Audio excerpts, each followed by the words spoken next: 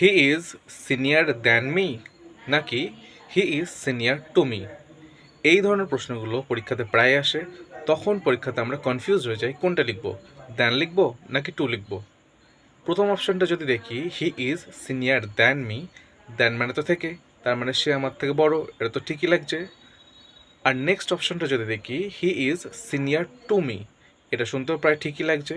তখন আমরা কনফিউজ হয়ে যাই কোন অ্যান্সারটাকে আমরা বেছে নেব, দ্যান নাকি টু। তবে বলে রাখি, এক্ষেত্রে একটা ট্রিক আছে। এই ট্রিকটা যদি আমরা ফলো করি তাহলে এই ধরনের সেন্টেন্সে কোনো দিনই আমাদের ভুল হবে না কোশ্চেনগুলো সলভ করতে গেলে।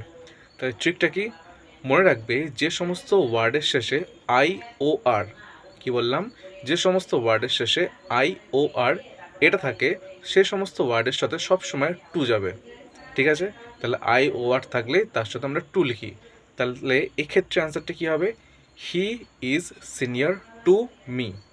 ঠিক আছে, তাহলে এরকম আই ও আর যুক্ত আর কি শব্দ হতে পারে, যেমন জুনিয়র হতে পারে, ইনফেরিয়র হতে পারে, সুপিরিয়র হতে পারে।